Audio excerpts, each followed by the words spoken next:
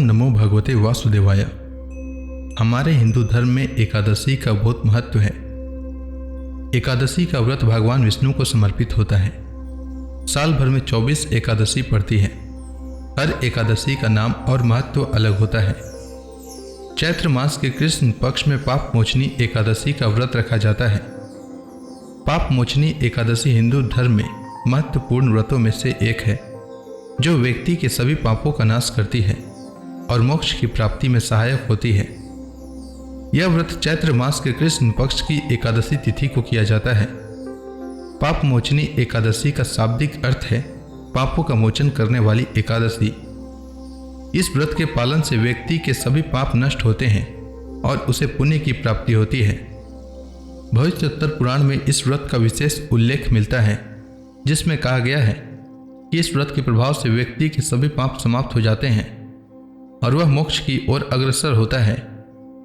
इस दिन भगवान विष्णु के साथ तुलसी माता की भी पूजा करें, जिससे विशेष फल की प्राप्ति होती है। इस दिन गरीबों और जरूरतमंदों को अन्न, वस्त्र और दान दक्षिणा दें, जिससे पुण्य में वृद्धि होती है। इस दिन भगवान विष्णु के मंत्र ओम नमो भगवते वासुदेवाय का जाप करना चाहिए। आइए सुनते हैं पाप मोचनी एकादशी व्रत की कथा। सब धर्मों के ज्ञाता, वेद और शास्त्रों के अर्थ ज्ञान में पारंगत, सबके हृदय में रमन करने वाले श्री विष्णु के तत्व को जानने वाले तथा भागवत परायण प्रहलाद जी जब सुखपूर्वक बैठे हुए थे, उस समय उनके समीप स्वधर्म का पालन करने वाले महर्षि कुछ पूछने के लिए आए। महर्षियों ने कहा, प्रहलाद जी, आप कोई ऐसा साधन बताइए जिससे ज्ञान, ध्यान और इंद्रिय निग्रह के बिना ही अनायास भगवान विष्णु का परम पद प्राप्त हो जाता है। उनके ऐसा कहने पर संपूर्ण लोगों के हित के लिए उद्धत रहने वाले विष्णु भक्त महाभाग प्रहलाद जी ने संक्षेप में इस प्रकार कहा, महर्षियों, जो 18 पुराणों का सार से भी सारतर तत्व है, जिसे कार्तिकेय जी के पूछने पर भगवान शंकर ने उन्हें बताया था, उसका वर्णन करता हूं, सुनिए। महादेव जी कार्तिकेय से बोले, जो कली में एकादशी की रात में जागरण करते समय वैष्णव शास्त्र का पाठ करता है, उसके कोटि जन्मों के किए हुए 4 प्रकार के पाप नष्ट हो जाते हैं।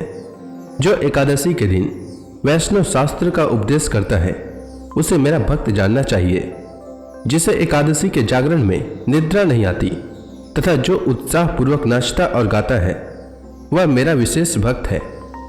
मैं उसे उत्तम ज्ञान देता हूँ और भगवान विष्णु मोक्ष प्रदान करते हैं। अतः मेरे भक्त को विशेष रूप से जागरण करना चाहिए। जो भगवान विष्णु से वैर करते हैं, उन्हें पाखंडी जानना चाहिए। जो एकादशी को जागरण करते हैं और गाते हैं, उन्हें आधे निमेष में अग्निष्टोम और अतिरात्र यज्ञ के समान फल प्राप्त होता है। जो रात्रि जागरण में बारंबार भगवान विष्णु के मुखार बिंद का दर्शन करते हैं, उनको भी वही फल प्राप्त होता है। जिनके वंश के लोग एकादशी की रात में जागरण करते हैं, वही धन्य हैं। जिन्होंने एकादशी को जागरण किया है, उन्होंने यज्ञ, दान, गया श्राद्ध और नित्य प्रयाग स्नान कर लिया। उन्हें सन्यासियों का पुण्य भी मिल गया और उनके द्वारा इष्टपूर्त कर्मों का भी भली भांति पालन हो गया। षडानन, भगवान विष्णु के भक्त जागरण सहित एकादशी व्रत करते हैं, इसलिए वे सदा ही मुझे विशेष प्रिय हैं। जिसने वर्धनी एकादशी की रात में जागरण किया है, उसने पुनः प्राप्त होने वाले शरीर को स्वयं ही भस्म कर दिया। जो एकादशी की रात को जागरण करता है, वह भगवान विष्णु के स्वरूप में लीन हो जाता है। जिसने हरि बोधनी एकादशी की रात में जागरण किया है, उसके स्थूल सूक्ष्म सभी पाप नष्ट हो जाते हैं। जो एकादशी की रात में जागरण तथा ताल स्वर के साथ संगीत का आयोजन करता है, उसे महान पुण्य की प्राप्ति होती है। जो एकादशी के दिन ऋषियों द्वारा बनाए हुए दिव्य स्तोत्रों से, ऋग्वेद, यजुर्वेद तथा सामवेद के वैष्णव मंत्रों से, संस्कृत और प्राकृत के अन्य स्त्रोतों से व गीत वाद्य आदि के द्वारा भगवान विष्णु को संतुष्ट करता है, उसे भगवान विष्णु भी परमानंद प्रदान करते हैं। जो एकादशी की रात में भगवान विष्णु के आगे वैष्णव भक्तों के समीप गीता और विष्णु शास्त्र नाम का पाठ करता है, वह उस परम धाम में जाता है जहाँ साक्षात भगवान नारायण विराजमान है। पुण्य में भागवत तथा स्कंद पुराण भगवान विष्णु को प्रिय है। मथुरा और व्रज में भगवान विष्णु के बाल चरित्र का जो वर्णन किया गया है, उसे जो एकादशी की रात में भगवान केशव का पूजन करके पढ़ता है, उसका पुण्य कितना है यह मैं नहीं जानता, कदाचित भगवान विष्णु जानते हो। बेटा, भगवान के समीप गीत, नृत्य और स्तोत्र पाठ आदि से जो फल होता है, वही कली में श्रीहरि के समीप जागरण करते समय विष्णु सहस्त्र नाम, गीता तथा श्रीमद् भागवत का पाठ करने से सहस्त्र गुना होकर मिलता है। जो श्रीहरि के समीप जागरण करते समय रात में दीपक जलाता है, उसका पुण्य 100 कल्पों में भी नष्ट नहीं होता। जो जागरण काल में मंजरी सहित तुलसी दल से भक्ति पूर्वक श्रीहरि का पूजन करता है, उसका पुनः इस संसार में जन्म नहीं होता। स्नान, चंदन, लेप, धूप, दीप, नैवेद्य और तांबुल, यह सब जागरण काल में भगवान को समर्पित किया जाए तो उससे अक्षय पुण्य होता है। कार्तिकेय, जो भक्त मेरा ध्यान करना चाहता है वह एकादशी की रात्रि में श्रीहरि के समीप भक्ति पूर्वक जागरण करे। एकादशी के दिन जो लोग जागरण करते हैं उनके शरीर में इंद्र आदि देवता आकर स्थित हो जाते हैं। जो जागरण काल में महाभारत का पाठ करते हैं वे उस परम धाम में जाते हैं जहां सन्यासी महात्मा जाया करते हैं। जो उस समय श्री रामचंद्र जी का चरित्र 10 कंठ वध पढ़ते हैं वे योग वेताओं की गति को प्राप्त होते हैं। जिन्होंने श्रीहरि के समीप जागरण किया है उन्होंने 4 वेदों का स्वाध्याय, देवताओं का पूजन, यज्ञों का अनुष्ठान तथा सब तीर्थों में स्नान कर लिया। श्री कृष्ण से बढ़कर कोई देवता नहीं है और एकादशी व्रत के समान दूसरा कोई व्रत नहीं है। जहां भागवत शास्त्र है, भगवान विष्णु के लिए जहां जागरण किया जाता है और जहां शालिग्राम शिला स्थित होती है वहां साक्षात भगवान विष्णु उपस्थित होते हैं। पाप मोचनी एकादशी व्रत की कथा के अनुसार एक बार महाराज युधिष्ठिर ने भगवान श्री कृष्ण से कहा, हे कमल नयन, मैं ज्यों ज्यों एकादशियों के व्रतों की कथाएं सुन रहा हूं त्यों त्यों अन्य एकादशियों के व्रतों की कथाएं सुनने की मेरी जिज्ञासा बढ़ती ही जा रही है। हे मधुसूदन, अब कृपा कर आप चैत्र माह के कृष्ण पक्ष की एकादशी के विषय में बतलाइए। इस एकादशी का नाम क्या है, इसमें कौन से देवता का पूजन किया जाता है तथा इस व्रत का क्या विधान है। हे श्री कृष्ण, यह सब आप मुझे विस्तार पूर्वक बताने की कृपा करें। भगवान श्री कृष्ण ने कहा, हे युधिष्ठिर, एक बार यही प्रश्न पृथ्वीपति मानधाता ने लोमस ऋषि से किया था। जो कुछ लोमस ऋषि ने राजा मानधाता को बताया था वही मैं तुमसे कह रहा हूं। राजा मानधाता ने धर्म के गुहितम रहस्यों के ज्ञाता महर्षि लोमस से पूछा, हे ऋषि श्रेष्ठ, मनुष्य के पापों का मोचन किस प्रकार संभव है? कृपा कर कोई ऐसा सरल उपाय बताएं जिससे सहज ही पापों से छुटकारा मिल जाए। महर्षि लोमस ने कहा, हे नृपति, चैत्र मास के कृष्ण पक्ष की एकादशी का नाम पाप मोचनी एकादशी है। उसके व्रत के प्रभाव से मनुष्यों के अनेक पाप नष्ट हो जाते हैं। मैं तुम्हें इस व्रत की कथा सुनाता हूं, ध्यान पूर्वक श्रवण करो। प्राचीन समय में चैत्र रथ नामक एक वन था। उसमें अप्सराएं किन्नरों के साथ विहार किया करती थीं। वहां सदैव वसंत का मौसम रहता था, अर्थात उस जगह सदा नाना प्रकार के पुष्प खिले रहते थे। कभी गंधर्व कन्याएं विहार किया करती थी, कभी देवेंद्र अन्य देवताओं के साथ क्रीड़ा किया करते थे। उसी वन में मेधावी नाम के एक ऋषि भी तपस्या में लीन रहते थे। वे शिव भक्त थे। एक दिन मंजू घोषा नामक एक अप्सरा ने उनको मोहित कर उनकी निकटता का लाभ उठाने की चेष्टा की। इसलिए वह कुछ दूरी पर बैठ वीणा बजाकर मधुर स्वर में गाने लगी। उसी समय शिव भक्त महर्षि मेधावी को कामदेव भी जीतने का प्रयास करने लगे। उस समय महर्षि मेधावी भी युवावस्था में थे और काफी हृष्ट पुष्ट थे। उन्होंने यज्ञोपवी तथा दंड धारण कर रखा था। वे दूसरे कामदेव के समान प्रतीत हो रहे थे। उस मुनि को देखकर कामदेव के वश में हुई मंजू घोषा ने धीरे धीरे मधुर वाणी से वीणा पर गान शुरू किया तो महर्षि मेधावी भी मंजू घोषा के मधुर गाने पर तथा उसके सौंदर्य पर मोहित हो गए। वह अप्सरा मेधावी मुनि को कामदेव से पीड़ित जानकर उनसे आलिंगन करने लगी। महर्षि मेधावी उसके सौंदर्य पर मोहित होकर शिव रहस्य को भूल गए और काम के वशीभूत होकर उसके साथ रमण करने लगे। काम के वशीभूत होने के कारण मुनि को उस समय दिन रात का कुछ भी ज्ञान न रहा और काफी समय तक वे रमण करते रहे। तदुपरांत मंजू घोषा उस मुनि से बोली, हे ऋषिवर, अब मुझे बहुत समय हो गया है, अतः स्वर्ग जाने की आज्ञा दीजिए। अप्सरा की बात सुनकर ऋषि ने कहा, हे मोहिनी, संध्या को तो आई हो, प्रातः काल होने पर चली जाना। ऋषि के ये वचनों को सुनकर अप्सरा उनके साथ रमण करने लगी। इसी प्रकार दोनों ने साथ साथ बहुत समय बिताया। मंजू घोषा ने एक दिन ऋषि से कहा, हे विप्र, अब आप मुझे स्वर्ग जाने की आज्ञा दीजिए। मुनि ने इस बार भी वही कहा, हे रूपसी, अभी ज्यादा समय व्यतीत नहीं हुआ है, कुछ समय और ठहरो। मुनि की बात सुन अप्सरा ने कहा, हे ऋषिवर, आपकी रात तो बहुत लंबी है। आप स्वयं ही सोचिए कि मुझे आपके पास आए कितना समय हो गया। अब और ज्यादा समय तक ठहरना क्या उचित है? अप्सरा की बात सुन मुनि को समय का बोध हुआ और वह गंभीरतापूर्वक विचार करने लगे। जब उन्हें समय का ज्ञान हुआ कि उन्हें रमण करते 57 वर्ष व्यतीत हो चुके हैं, तो उस अप्सरा को वह काल का रूप समझने लगे। इतना ज्यादा समय भोग विलास में व्यर्थ चले जाने पर उन्हें बड़ा क्रोध आया।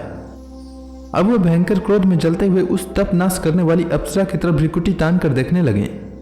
क्रोध से उनके अधर कांपने लगे और इंद्रियां बेकाबू हो गई। क्रोध से थरथराते स्वर में मुनि ने उस अप्सरा से कहा, मेरे तप को नष्ट करने वाली दुष्टा, तू महापापिन और बहुत ही दुराचारणी है। तुझ पर धिक्कार है। अब तू मेरे साप से पिशाचनी बन जा। मुनि के क्रोध युक्त साप से वह अप्सरा पिशाचनी बन गई। यह देख वह व्यथित होकर बोली, हे ऋषिवर, अब मुझ पर क्रोध त्याग कर प्रसन्न होइए और कृपा करके बतलाइए कि इस साप का निवारण किस प्रकार होगा। विद्वानों ने कहा है, साधुओं की संगत अच्छा फल देने वाली होती है और आपके साथ तो मेरे बहुत वर्ष व्यतीत हुए हैं। अतः अब आप मुझ पर प्रसन्न हो जाइए, अन्यथा लोग कहेंगे कि एक पुण्य आत्मा के साथ रहने पर मंजू घोषा को पिशाचनी बनना पड़ा। मंजू घोषा की बात सुनकर मुनि को अपने क्रोध पर अत्यंत गलानी हुई, साथ ही अपनी अपकीर्ति का भी भय हुआ। अतः पिशाचनी बनी मंजू घोषा से मुनि ने कहा, तूने मेरा बड़ा बुरा किया है, किंतु फिर भी मैं तुझे इस शाप से मुक्ति का उपाय बतलाता हूं। चैत्र मास के कृष्ण पक्ष की जो एकादशी है उसका नाम पाप मोचनी है। उस एकादशी का उपवास करने से तेरी पिशाचनी की देह से मुक्ति हो जाएगी। ऐसा कहकर मुनि ने उसको व्रत का सब विधान समझा दिया। फिर अपने पापों का प्रायश्चित करने के लिए वे अपने पिता चैवन ऋषि के पास गए। चैवन ऋषि ने अपने पुत्र मेधावी को देखकर कहा, हे पुत्र, ऐसा क्या किया है तूने कि तेरे सभी तप नष्ट हो गए हैं, जिससे तुम्हारा समस्त तेज मलिन हो गया है? मेधावी मुनि ने लज्जा से अपना सिर झुकाकर कहा, पिताश्री, मैंने एक अप्सरा से रमण करके बहुत बड़ा पाप किया है।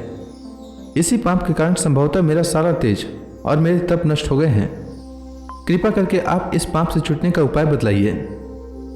ऋषि ने कहा, हे पुत्र, तुम चैत्र माह के कृष्ण पक्ष की पाप मोचनी एकादशी का विधि तथा भक्ति पूर्वक उपवास करो, इससे तुम्हारे सभी पाप नष्ट हो जाएंगे। अपने पिता चैवन ऋषि के वचनों को सुनकर मेधावी मुनि ने पाप मोचनी एकादशी का विधि पूर्वक व्रत किया। उसके प्रभाव से उनके सभी पाप नष्ट हो गए। मंजू घोषा अप्सरा भी पाप मोचनी एकादशी का उपवास करने से पिशाचनी के देह से छूट गई और पुनः अपना सुंदर रूप धारण कर स्वर्गलोक को चली गई। लोमस मुनि ने कहा, हे राजन, इस पाप मोचनी एकादशी के प्रभाव से समस्त पाप नष्ट हो जाते हैं। इस एकादशी की कथा के श्रवण व पठन से 1000 गोदान करने का फल प्राप्त होता है। इस उपवास को करने से सभी प्रकार के भयंकर पाप भी नष्ट हो जाते हैं और अंत में स्वर्गलोक की प्राप्ति होती है। तो प्रेम से बोली भगवान विष्णु की जय, श्री कृष्ण भगवान की जय, समस्त देवी देवताओं की जय। अब आप सभी भक्तगण हाथ जोड़कर भगवान श्री हरि का ध्यान करें। आरती होने वाली है। ओम जय एकादशी माता, मैया जय एकादशी माता। विष्णु पूजा व्रत को धारण करके, विष्णु पूजा व्रत को धारण करके शक्ति मुक्ति पाता। ओम जय एकादशी माता। तेरे नाम गिनाऊं देवी, भक्ति प्रदान करनी, भक्ति प्रदान करनी। गण गौरव की देनी माता, गण गौरव की देनी माता, शास्त्रों में बरनी। ओम जय एकादशी माता। मार्ग शीर्ष कृष्ण पक्ष की उत्पन्ना, विश्व तारणी जननी, मैया विश्व तारणी जननी। शुक्ल पक्ष में हुई मोक्षदा, शुक्ल पक्ष में हुई मोक्षदा, मुक्तिदाता बन के भरनी। ओम जय एकादशी माता। पौष के कृष्ण पक्ष की सफला नामक है, शुक्ल पक्ष में होए पुत्रदा, आनंद अधिक रहे। एकादशी माता। नाम सटतिला माघ मास में कृष्ण पक्ष आवे, मैया कृष्ण पक्ष आवे। शुक्ल पक्ष में जया कहावे, शुक्ल पक्ष में जया कहावे। विजय सदा पावे। ओम जय एकादशी माता। विद्या फाल्गुन कृष्ण पक्ष में शुक्ला अमल की, मैया शुक्ला अमल की। पाप मोचनी कृष्ण पक्ष में चैत्र महाबली की। ओम जय एकादशी माता। चैत्र शुक्ल में नाम कामदा धन देने वाली, मैया धन देने वाली। नाम बरूथनी कृष्ण पक्ष में बैसाख माहवाली। ओम जय एकादशी माता। शुक्ल पक्ष में होए मोहिनी अपराज्यष्ट कृष्ण पक्षी, मैया अपराज्यष्ट कृष्ण पक्षी। नाम निर्जला सब सुख करने शुक्ल पक्ष रखी। ओम जय एकादशी माता। योगिनी नाम आषाढ़ में जानो कृष्ण पक्ष करनी, मैया कृष्ण पक्ष करनी। देव सैनी नाम कहायो शुक्ल पक्ष धरनी। ओम जय एकादशी माता। कामिका श्रावण मास में आवे कृष्ण पक्ष कहिए। श्रावण शुक्ला होए पवित्रा आनंद से रहिए। ओम जय एकादशी माता। अजा भाद्रपद कृष्ण पक्ष की परिवर्तनी शुक्ला, मैया परिवर्तनी शुक्ला। इंद्राश्विन कृष्ण पक्ष में व्रत से भव सागर निकला। ओम जय एकादशी माता।